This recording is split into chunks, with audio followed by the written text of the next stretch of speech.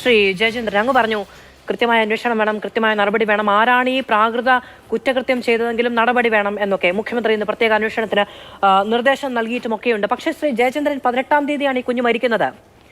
ഇന്നലെയാണ് ചോദ്യം ചെയ്യാൻ വിളിച്ചു വരുത്തിയവരിൽ ആദ്യത്തെ അറസ്റ്റ് ഉണ്ടാകുന്നത്, 6 പേരെ അറസ്റ്റ് ചെയ്യുന്നത്. ഇത്രയും ദിവസം നമ്മുടെ പോലീസും സംവിധാനവും എന്തു ചെയ്യുകയായിരുന്നു എന്നതൊരു ചോദ്യമല്ലേ? പോസ്റ്റ്മോർട്ടം നടപടിക്രമം കഴിഞ്ഞിട്ട് പോലും മർദ്ദനമേറ്റിട്ടുണ്ടെന്ന് നല്ല ബോധ്യം, രേഖയടക്കം തെളിവടക്കം നിയമ സംവിധാനത്തിന് മുകളിൽ വന്നിട്ടും ഈ പ്രതികൾക്കൊക്കെ സുരക്ഷിതമായി പോയൊളിക്കാനുള്ള സാവകാശം എങ്ങനെ നമ്മുടെ നിയമം അനുവദിച്ചു കൊടുത്തു? അത് പോലീസാണ് സുരക്ഷിതത്വം ഒരുക്കിയത് എന്നുള്ളത് താങ്കളുടെ അഭിപ്രായമാണ്. താങ്കൾക്ക് അങ്ങനെ അഭിപ്രായപ്പെടുന്നതിനൊന്നും എനിക്ക് എതിർക്കാൻ കഴിയില്ല, ഞാൻ അതിനോട് വിയോജിക്കുന്നുമില്ല. പക്ഷേ പോലീസിൻ്റെ പണി പ്രതികൾക്ക് ഒളിത്താവളം സുരക്ഷിതത്വം ഒരുക്കലാണോ? ഇവിടെ അങ്ങനെയാണോ നമ്മൾ കരുതേണ്ടത്? ഞാനും ചോദിക്കുന്നത് ശ്രീ ജയചന്ദ്രൻ, 18-ാം തീയതി ഒരാൾ മരിക്കുന്നു, പോസ്റ്റ്മോർട്ടം റിപ്പോർട്ട് കിട്ടിയിട്ട് തന്നെ ദിവസങ്ങളാകുന്നു, ആദ്യത്തെ അറസ്റ്റ് ഉണ്ടാകുന്നത് ഇന്നലെ മാത്രമാണ്. ഇതുവരെ എന്തു ചെയ്യുകയായിരുന്നു? ഞാനത് പറയാം മധു, പ്ലീസ്. ഞാനത് പറയുകയാണല്ലോ, ഞാനത് എൻ്റെ അഭിപ്രായം ഞാൻ പറയുകയാണല്ലോ. അതിനോടൊപ്പം അത് പറയുമ്പോൾ തന്നെ മറ്റൊരു കാര്യം കൂടെ ഇവിടെ ചൂണ്ടിക്കാണിക്കേണ്ടതുള്ളത്, ഇപ്പോൾ റിജിൽ സംസാരിച്ചപ്പോൾ SFI എന്ന വിദ്യാർത്ഥി സംഘടനയെ സംബന്ധിച്ച് വളരെ നിശിതമായി വിമർശിച്ചുകൊണ്ട് ചില കാര്യങ്ങൾ സാമാന്യവൽക്കരണം നടത്തി. പിന്നെ അതിനോട് റിജിൽ എനിക്ക് വിയോജിക്കാനേ കഴിയൂ. എന്താണെന്നറിയാമോ?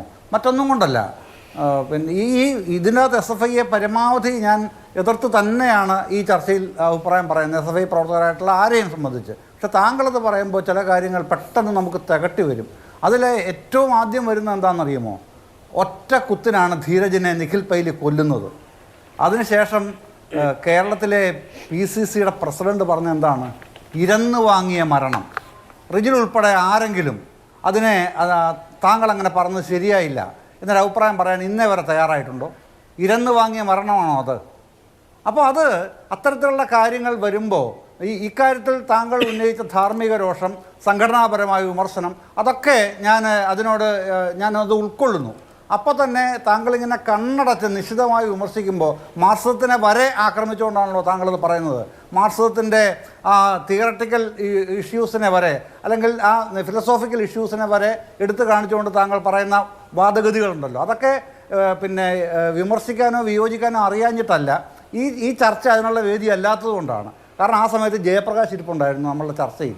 അപ്പോൾ എനിക്ക് അദ്ദേഹത്തിനോടാണ് എൻ്റെ അനുതാപം മുഴുവനും എനിക്ക് തോന്നിയത്. അതുകൊണ്ടാണ് ഞാൻ അന്നേരം പറയാതിരുന്നത്. പക്ഷേ അദ്ദേഹം ഇപ്പോൾ ചർച്ചയിലില്ല. അതുകൊണ്ട് തന്നെ താങ്കളിപ്പോൾ വീണ്ടും ഇത് ആവർത്തിക്കുമ്പോൾ അത് പറയാതെ പോകാനും കഴിയില്ലാത്തതുകൊണ്ടാണ് ഞാൻ പറഞ്ഞത്. അങ്ങനെ ജനറലൈസ് ചെയ്യുന്ന എത്രത്തോളം ആശാസ്യമാണ് ഒരു രാഷ്ട്രീയ നേതാക്കൾ എന്നുള്ളത് താങ്കളെപ്പോലുള്ള യുവ രാഷ്ട്രീയ നേതാക്കൾ തന്നെയാണ് ആലോചിക്കേണ്ടത്. അത് നമ്മുടെ സമൂഹത്തിന് ചേർന്ന പ്രതികരണമാണോ PCC പ്രസിഡന്റ് നടത്തിയത്? അതിനെ സംബന്ധിച്ച് ഏതെങ്കിലും PCCയുടെ ഫോറങ്ങളിലോ അടക്കമുള്ള മറ്റു വേദികളിലോ അത് അങ്ങ് പറഞ്ഞു തീർക്കാനുള്ള മുഴുവൻ സമയവും ഞാൻ തന്നിരിക്കുന്നു. അല്ല, അത് പറയേണ്ടതുമാണ്. പക്ഷെ ആ ചോദ്യത്തിന്റെ മറുപടിയിലേക്ക് വരണം.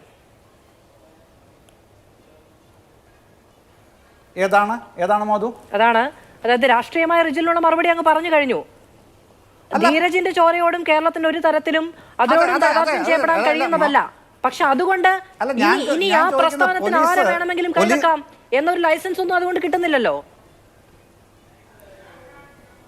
അല്ല, മാധുവിൻ്റെ ചോദ്യത്തിലേക്ക് ഞാൻ മറുപടി പറഞ്ഞില്ലല്ലോ. അപ്പോൾ താങ്കൾ ചോദിച്ച ചോദ്യത്തിൽ ഞാൻ ആവർത്തിച്ച് എൻ്റെ നിലപാട് അതുതന്നെയാണ്. ഇതിൻ്റെ അകത്ത് അങ്ങനെയൊന്നും ഒരു പോലീസിനും ഒരു സ്റ്റേറ്റ് പോലീസിനും രക്ഷപ്പെടാൻ കഴിയില്ല മാധു. അത്ര കർക്കശമാണ് സുപ്രീം കോടതി 2009 ഗൈഡ് ലൈൻസ് ഈ ആൻറ്റി റാഗിങ്ങുമായി ബന്ധപ്പെട്ട് നോക്കിയാൽ മതി.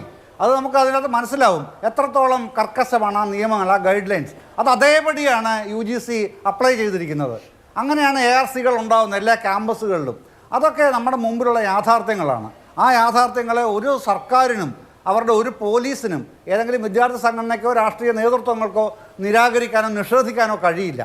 ഇപ്പോൾ ഈ പറഞ്ഞതുപോലെ 1-2 ദിവസം അല്ലെങ്കിൽ ഒരാഴ്ചയൊക്കെ താമസിപ്പിക്കാൻ കഴിഞ്ഞേക്കുമായിരിക്കും താങ്കൾ ആരോപിച്ചതുപോലെ. അങ്ങനെ ചെയ്തിട്ടുണ്ടെങ്കിൽ അതിനോടൊന്നും വിട്ടുവീഴ്ചയില്ലാതെ എതിർക്കുകയും ചെയ്യാം അവരെ പോലീസ് അങ്ങനെ ചെയ്തിട്ടുണ്ടെങ്കിൽ. പക്ഷേ അതൊന്നും നടക്കില്ല. ഈ ആൻറ്റി റാഗിങ് സെല്ലിൻ്റെ ഭാഗമായിട്ട് സുപ്രീം കോടതി ഇതിന് മുകളിൽ ഇങ്ങനെ മേൽനോട്ടം വഹിച്ചുകൊണ്ട് തന്നെ നിൽക്കുമ്പോൾ അതിന് എത്രയോ നിരാകരിക്കാനോ നിഷേധിക്കാനോ കഴിയില്ല. പക്ഷെ നമ്മുടെ കേരള പോലീസിന് നിസ്സംഗത കാണിക്കാൻ കഴിയും. അത് പ്രതികൾക്ക് സാവകാശം നേടിക്കൊടുത്തിട്ടുണ്ടോ എന്നൊരു ആശങ്കയാണ് ഞാൻ മുന്നോട്ട് വെച്ചത്.